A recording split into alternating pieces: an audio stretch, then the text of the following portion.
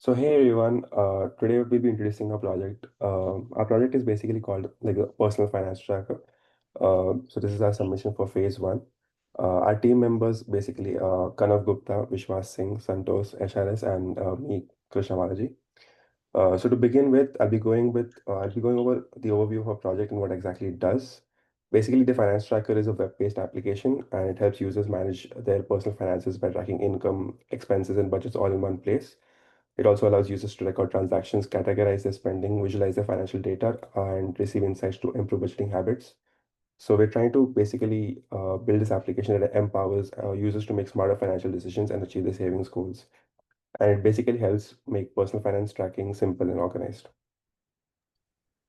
I'll go over the users, features, and example use cases. Our main user is an individual who wants to manage their money efficiently. After signing up and logging in securely, users can create accounts, add transactions, and view all their financial data through an interactive dashboard. They can record both their income and expenses, assign each transaction to a category such as food, rent, travel, miscellaneous, and choose the mode of payment like cash, credit, or bank transfer. For example, a user might log in and record their monthly rent under the rent category or add a salary deposit under credit transfer. The system then updates the dashboard automatically and displays visual charts showing where the money is being spent. Users can also set monthly budgets for each category, such as limiting dining expenses to $200 and viewing a breakdown comparing actual spending against these limits. Additionally, users can track upcoming bills and receive reminders for due dates. At the end of each month, the system summarizes all expenses and provides insights to help users stay on top of their goals. So overall, the app is designed to help users take control of their finances through smart visualization, organization, and data-driven recommendations.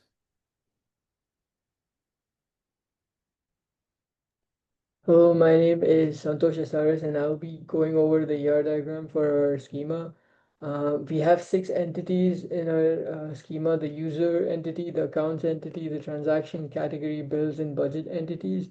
Um, Going over each of them, the user entity stores the user information, while the account entity stores the user account information, such as like whether they have a checking account, savings account, and the current balance in that account.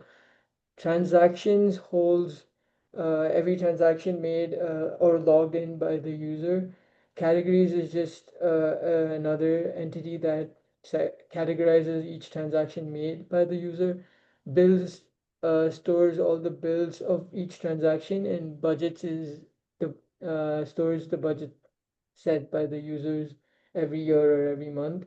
Um, so each entity, the user entity has a one-to-many relationship with accounts, transactions. The user entity has a one-to-many relationship with accounts, categories, bills, and budgets, while accounts and categories have a one-to-many relationship with only transaction. Yep, I would now like to call upon my other teammate Vishwas to tell you guys more about the implementation plan. Yeah, hi, I'm Vishwas. I'll now explain our implementation plan. As per the assignment, we'll be using PostgreSQL as our main database system because it's best for more relational and transactional financial data. For the backend, we're using Flask, which will handle all routes for authentication, transaction management, and budgeting logic. It will help communicate using SQL Alchemy with the database system, PostgreSQL, which simplifies the interaction with it. For the front end, we're going to be using React to make it responsive and dynamic and more user-friendly. The user can add or delete transactions, visualize trends, and track their budgets in real time. The backend provides a RESTful API endpoint, allowing smooth communication between the front end and backend layers for all CRUD operations.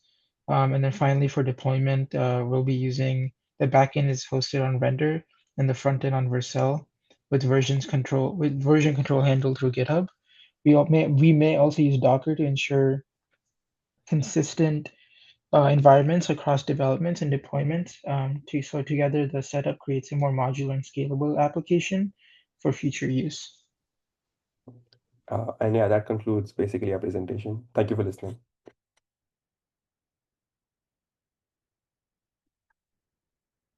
Was Yeah, that five perfectly minutes? 5 minutes. I feel like